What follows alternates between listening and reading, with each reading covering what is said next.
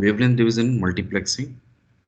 So each wavelength in a wavelength division multiplexed system refers to a carrier. So when we have multiple wavelengths, then it is referred to as a multi-carrier system. So wavelength division multiplexing is one such multi-carrier system. There, it is also possible to have other multi-carrier systems. So apart from WDM, there's obviously DWDM, and mm,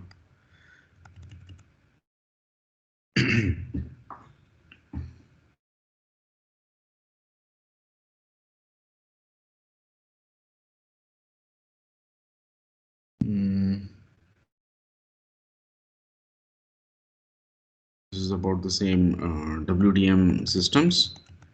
So this is a block diagram of a WDM system where you have data which is being transmitted over multiple wavelengths. Here you have wavelength lambda I, lambda j, and lambda k, and this is being put on to a star coupler, and then all the star coupler it's this is not actually showing the fiber part, but usually a star coupler is not what is used.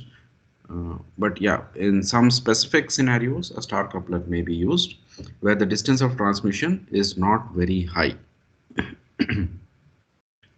Okay, so uh, the star coupler, when the distance of transmission is not high and it is within maybe 100 200 meters, you can have such a scenario where you have a star coupler and all the wavelengths are included onto are input into the star coupler, and what the star coupler does is it transmits all of these wavelengths on all of the output links. Fine. So all the wavelengths would be coming at the photodetectors. So depending on what is the local oscillator wavelength, accordingly that particular data of that particular wavelength would be amplified and filtered out to get the actual data. So this is a block diagram of a WDM system wherein you have coherent detection and you're not using much of fiber. So if fiber needs to be used, then what, instead of the star coupler, what you need is a optical power combiner, which can be uh, this action can be achieved by using a directional coupler or a uh, Y junction coupler. So these couplers can um, add whatever signals that are coming from two different ports. Okay, so these star couplers, sorry, not the star coupler, the Y junction coupler or the directional couplers can be used in multiple stages to get all of the wavelengths onto a single path. So, and if the distance of transmission is high, that all of the wavelengths can be transmitted over a single fiber. And at the receiving end, a power splitter, and this action can also again be performed by a directional coupler or a Y junction coupler. So a power splitter can be used to split the incoming signal onto the desired number of links. So this is WDM star topology, and apart from wavelength multiplexing, polarization multiplexing is also possible. I had mentioned about polarization modulation also. So this is again not a very preferable system, but it is one of the possible systems The major drawback of using this polarization division multiplexing is that you cannot use it for long distances. So when you have short or very small distances to be covered, then polarization division multiplexing can be a possible scenario. Uh, and yeah, so what basically you have here is that with polarization division multiplexing, uh, you have an optical link in which polarization mode dispersion or polarization dependent loss occurs, right? But when you do polarization multiplexing, then you are transmitting a single polarization data on a single polarization, and some other data is put on other polarizations. So if you are able to faithfully uh, detect that particular polarization, then you can have the uh, data at the receiver without any polarization mode dispersion or polarization dependent loss. So this is theoretically a very uh, possible scenario, but anyway, maintaining polarization, as I had mentioned earlier, maintaining polarization in an optical fiber is not simple. There are special fibers which are known as polarization maintaining fibers, which can be used for polarization division multiplexing or polarization multiplexing.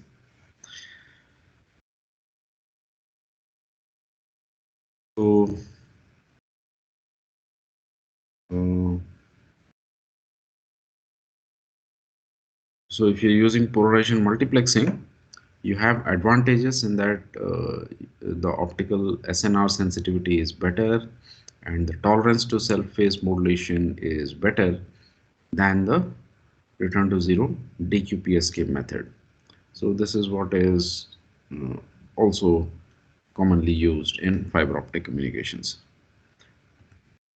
I believe you're already familiar with what DQPSK is.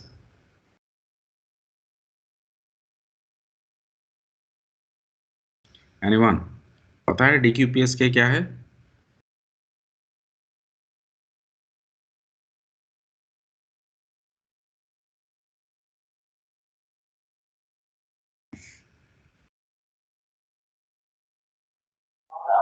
Differential quadrature phase shift key. Yeah.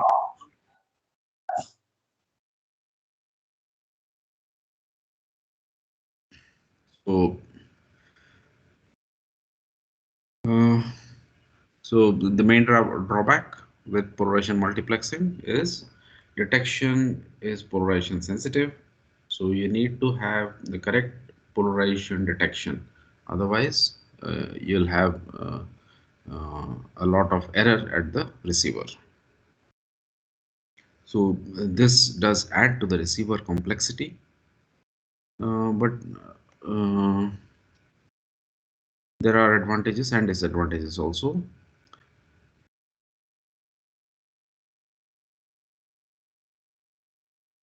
And next, the last part is optical networks. So this will be a very brief introduction of optical networks. Optical networks by itself is a complete course which you'll have an option to study in your last semester. Uh, but this will be just a brief introduction. Optical fiber is the preferred medium for long distance communication, for any type of information transmission, because of the very large bandwidth, and it consumes less space also compared to copper cables. uh, there's a lot of technological growth which is happening, and optical networking technology also is evolving, and this is presently the backbone of the internet. So Coming further, uh, we have an optical network as such uses most of the similar technology networking domain. Only the physical layer, which was previously copper, gets transformed into the optical fiber. So, uh, and of course, so at various nodes, there are different uh, novel devices or new devices which have been come into use to enhance the entire performance of the network. So this is a simple uh, optical network structure. So you have multiple nodes. Okay, so what you see as circles can be nodes. So all these nodes uh, are receiving and transmitting data. Fine. So if we look at this particular node, then this is receiving data over two wavelengths, lambda 1 and lambda 2, along this link. Fine. And it transmits one of those into onto this particular node, and that is lambda 1, and lambda 2 is transmitted over to this node. And so you can see there are two lines which are shown here. One is both are of course dashed lines. One has a longer dash compared to the other one. Fine. So the longer dashed line is going in a straight line from lambda 1 on lambda 1 and up to this point, and then it's coming down, and this is what is being received, lambda 1. Fine. Whereas lambda 2 is coming here and then coming down, and then this is the path which is taken by lambda 2. So the path taken by a light path to travel from the source to destination, it is what is known as a light path in terminology of optical networks. Okay, so these are logical links. These are not physical. These are on top of the physical layer. Okay, so the logical links use the physical links. Fine. Uh, so it's also possible that a light path may also consist of different wavelengths. See, this is what is presently here. If in case we would like to uh, say transmit information from this node to this node, okay, then one simple option is to use another wavelength, say lambda 3. Okay, so if we use lambda 3, then we can transmit the data over these nodes. Fine. But it's also possible to use one of the other available uh, one of the other available wavelengths along the links. So if you look at this particular mm, physical link, it is carrying wavelength lambda 2. Fine. So here lambda 1 can be transmitted. Here no wavelength is being transmitted, so you can continue with lambda 1. And if you look at this, then lambda 1 is already being used here. So at this node, wavelength conversion can be done, and this lambda 1 which was coming here, this can be transformed to lambda 2 and transmitted to this particular destination. So this, along with this wavelength conversion from here to here, This also would be known as a light path with multiple wavelengths, because you cannot transmit two wavelengths on the same physical link. That would cause interference and you would have errors along the channel.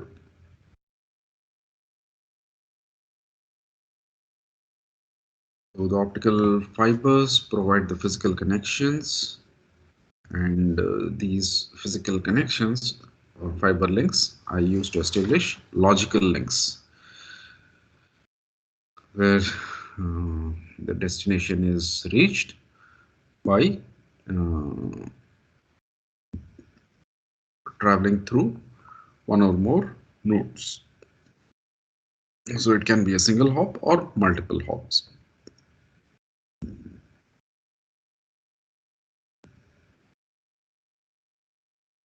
So yeah, so for uninterrupted optical signal to reach a destination, a specific single wavelength from source to destination is used.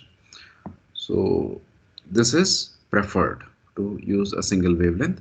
But if the number of wavelengths is already very high and you do not have an available wavelength, then you can use wavelength conversion to establish more logical links.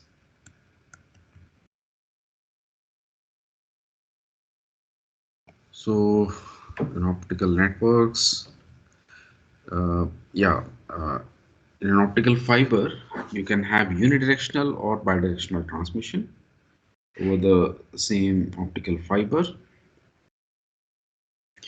Uh, the networking fundamentals are the same, but the optical transmission techniques can be different, meaning the type of modulation which you use that can be different, but the networking fundamentals which are already established in computer networking domain, those are the same.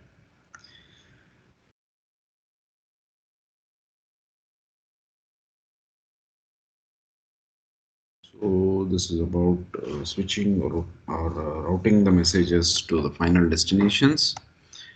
Then coming to network topology, I am not sure if you have heard of this, but there are basically four types of network topologies. One is what is known as a bus technology, wherein you have a main path along, which is this vertical line in figure A.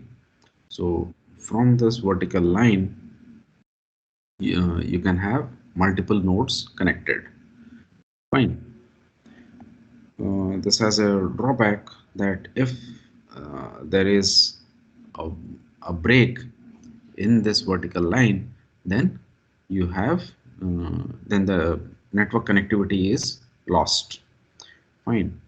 So in order to overcome this drawback, there's another topology which is also commonly used, and that is what is known as a ring. So if there is a break here, then transmission from this node to this node is momentarily stopped along this link, but through the other nodes, transmission is possible, right? So this has um,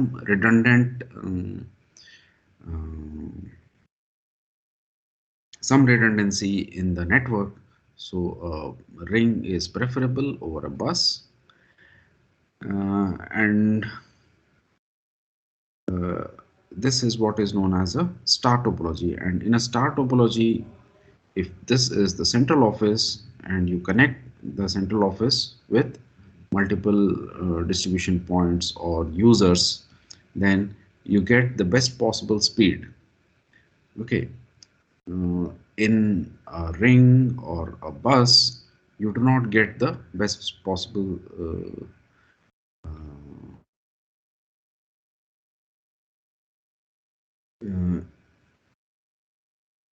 yeah, you may get the best possible speed in case of bus, uh, but if you have a centralized structure and from where data needs to be transmitted, then star is a better option. Okay. Sir बस में delay नहीं हो जाएगा आगे जाते जाते? Bus may see the time taken by the signals to travel over an optical fiber is very small because you're already familiar with what is the velocity of light, right? And over when you're transmitting signals over an optical fiber, then the velocity is slightly reduced.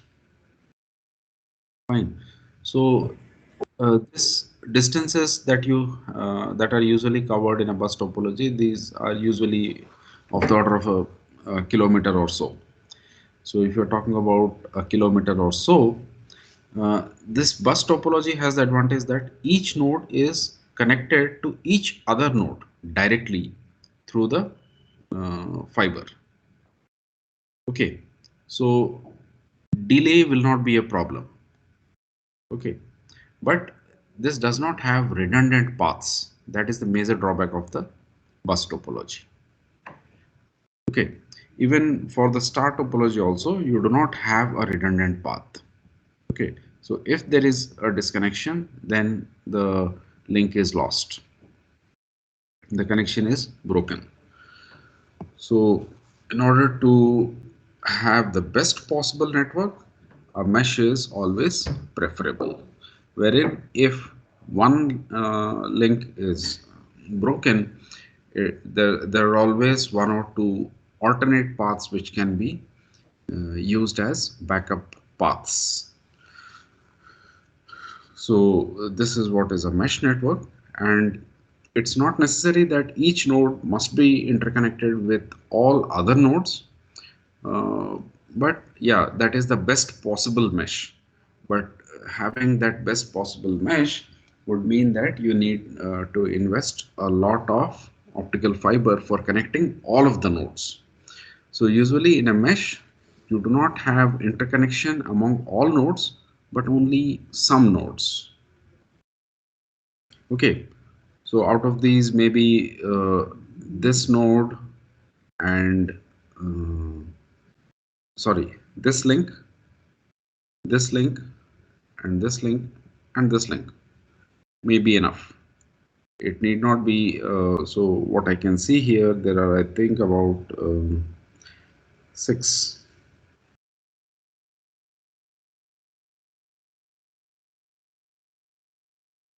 There are six links here within which are interconnecting the nodes apart from the outer ring. Fine. So out of these six links, maybe two, three, or four links also can be enough to have proper connectivity.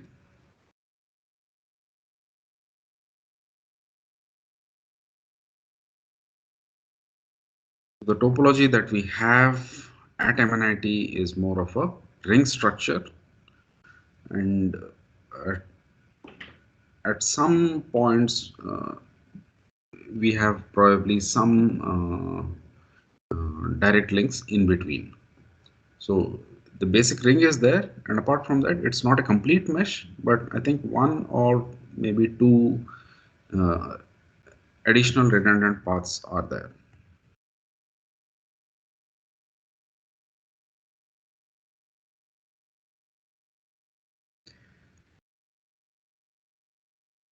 So optical networks, mm, yeah.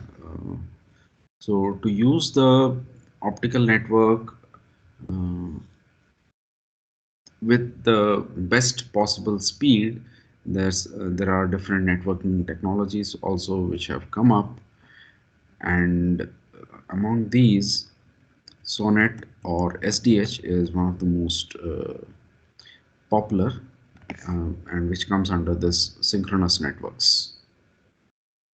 So you can have a synchronous network or you can have an asynchronous network. Uh, it's possible depending on what type of networking, what type of network is designed at the beginning itself.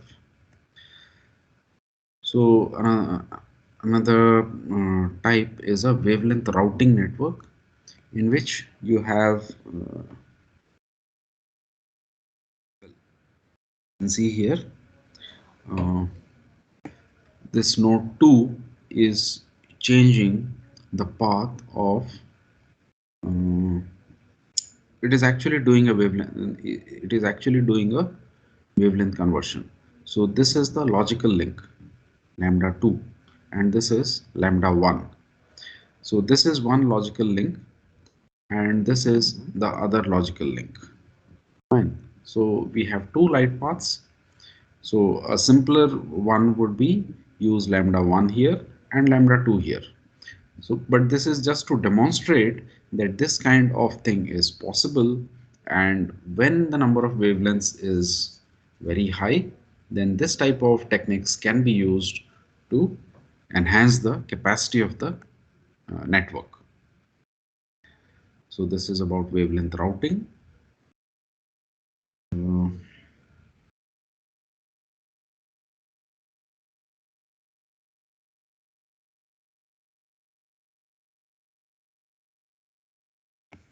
so this box here, this indicates wavelength conversion.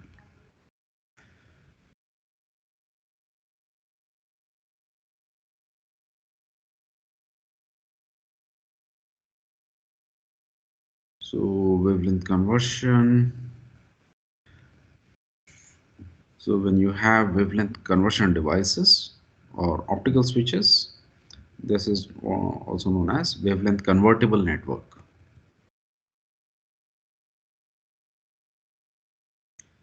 An optical switching network, uh, there's a very there are different types of optical switches, starting from a simple 2x2 switch, which can be incorporated with the help of a directional coupler. Optical switching, you can have two types of switching: circuit switching and packet switching. So circuit switching refers to providing a proper light path from source to destination. Packet switching more is what is more prevalent.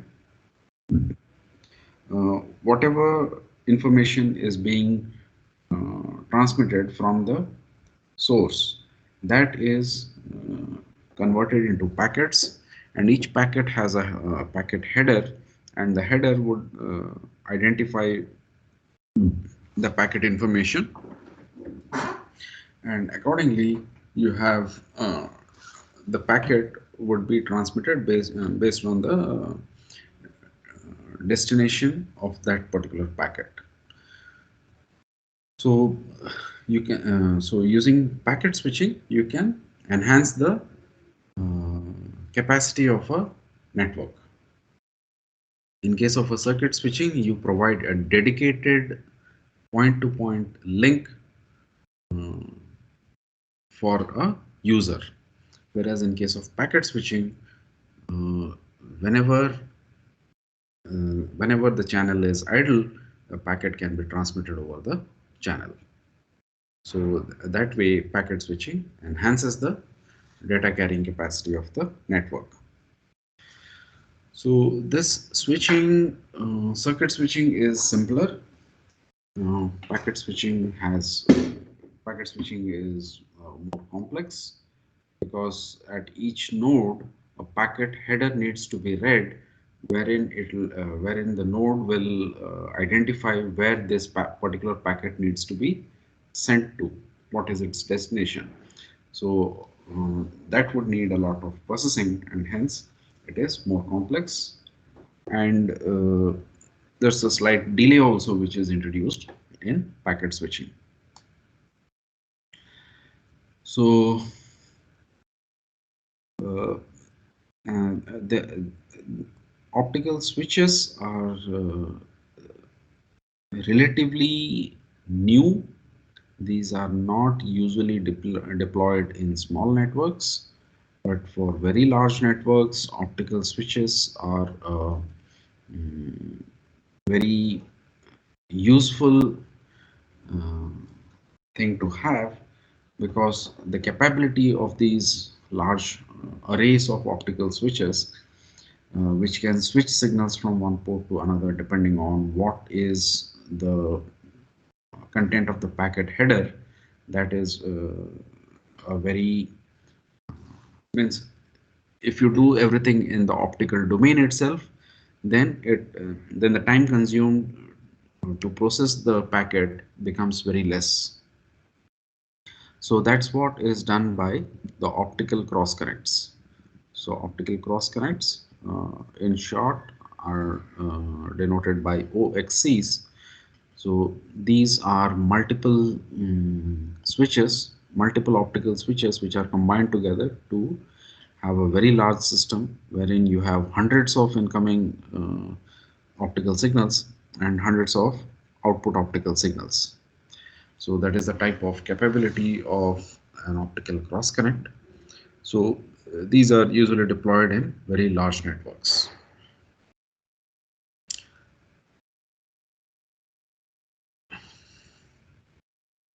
So a router is a simpler device. It just um, splits the packets and transmits it through the network.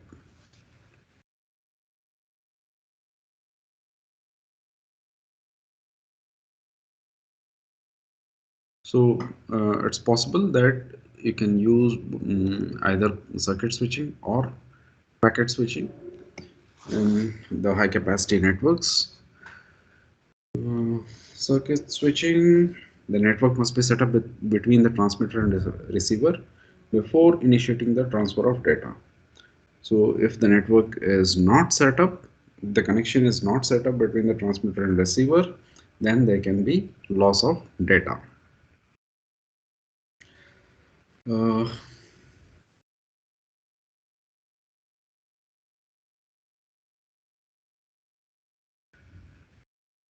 so if it is a completely circuit switched network, then we can say the network is static. You do not have any switching involved. You have dedicated connections between transmitter and receiver, and there is data flowing along those dedicated connections. That is a static connection. So SDH or SONET, SDH refers to synchronous digital hierarchy and SONET refers to synchronous optical network. So these are two technologies which are very similar to each other. SONET is what was developed in the US, and SDH was developed in Europe. So that's how the names are different.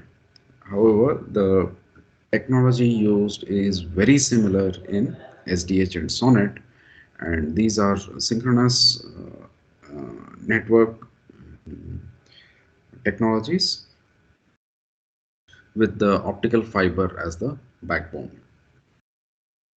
And the capability, it uses, I think, up to 40 Gbps of data um, can be transmitted using these technologies.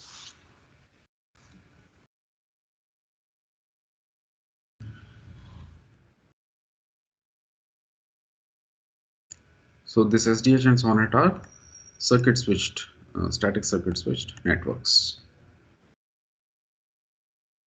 Optical network deployment, you have fiber transmission systems. The network topology is usually determined at the start of the um, during the design phase itself. It's not during the deployment phase. So during the design phase itself, one has to be very clear about what is the topology to be put and which type of technology to be implemented. Otherwise, as you go along, it can be difficult to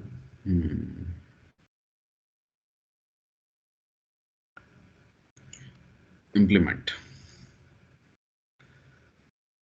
So progress is still being made in fiber optic communications, and hence optical networks are also able to enhance the data transmission capability and the reliability.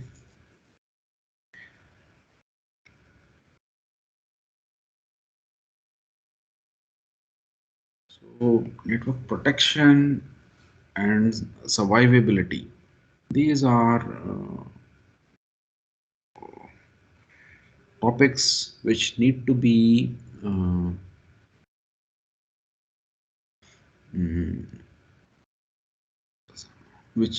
need to be uh, put in during the design process.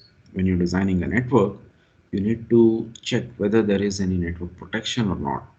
Network protection refers to if there is a breakdown, then do I have an alternate path?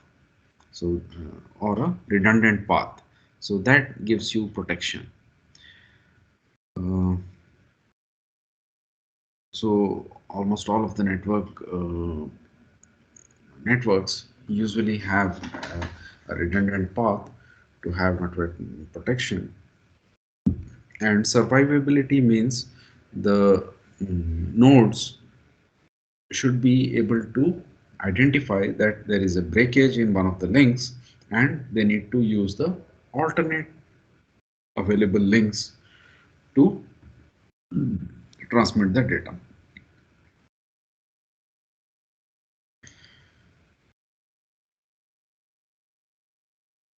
So if you have a fiber breakage, then fibers splicing should be uh, employed to reconnect the fibers, and there will be some downtime associated with identifying where mm, the fiber breakage is, and a dedicated splicing expert will be going and doing the fiber splicing.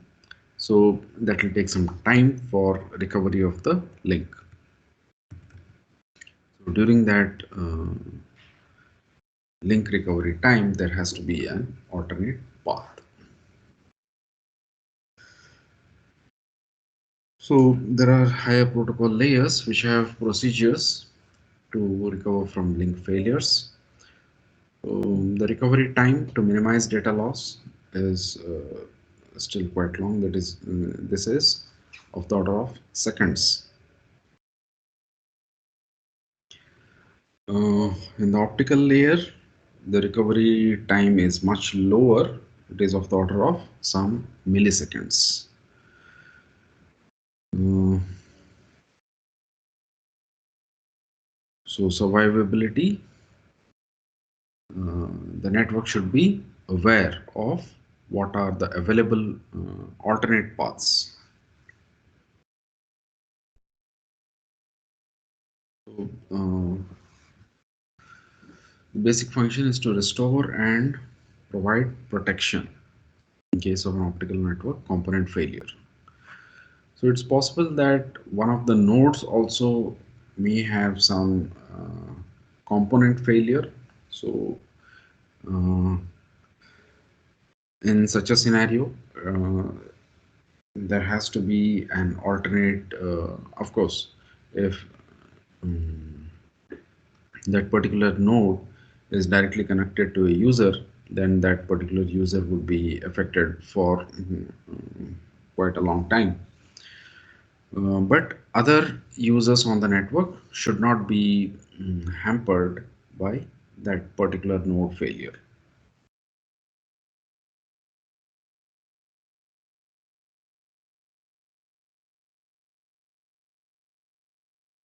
So there are different types of network protection. Uh, if you're opting for optical networks, then you'll have a very thorough idea of what all types of network protection and other technologies are used for network protection and survivability. So this is about your entire course. I have already shared all of the slides with you. Any questions?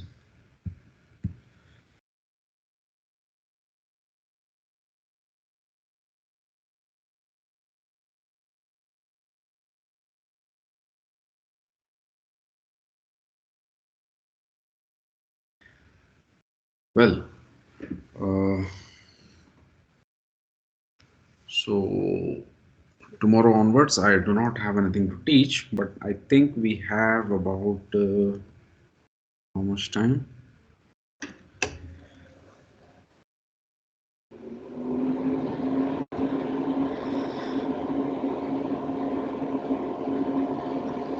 Today is Wednesday. Your last class of this semester, I think, is till 26th or 27th, right? Am I audible? Yes. Is the Yes, last sir. day 26th or 27th?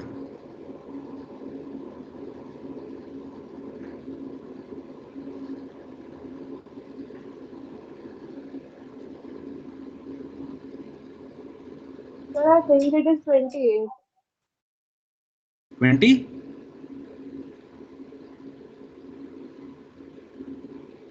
28. 28. 28. 28th. Means your next semester classes are starting from 28th. From Sir, next classes are semester starts from second 2nd Feb. February. Achha, next semester is starting on 2nd February. Okay. So we have 4 classes. Uh, so I was thinking about conducting some quizzes. So tomorrow we can have the day off. Fine.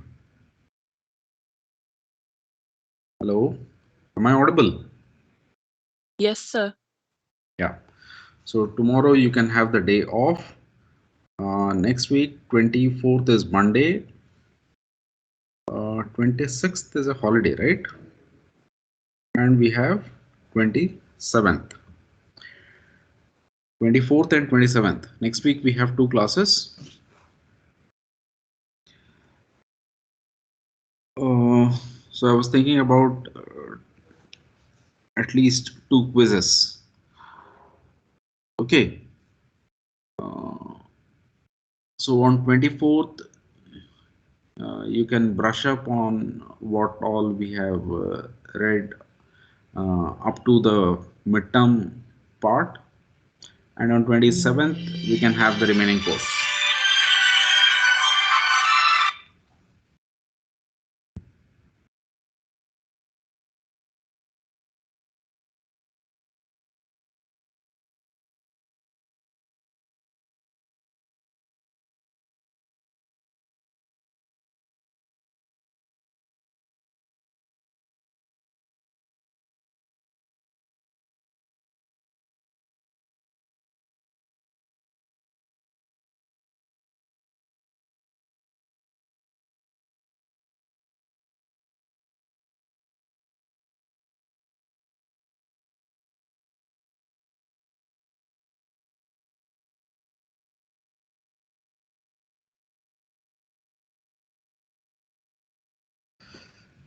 Any doubts?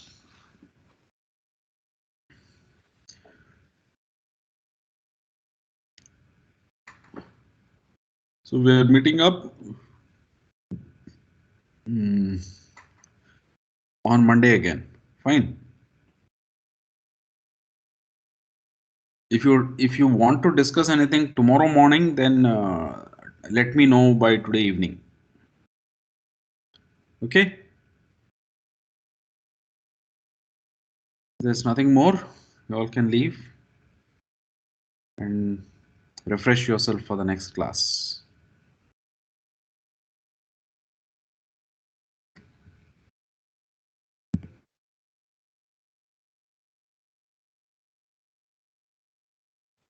Thank you, sir.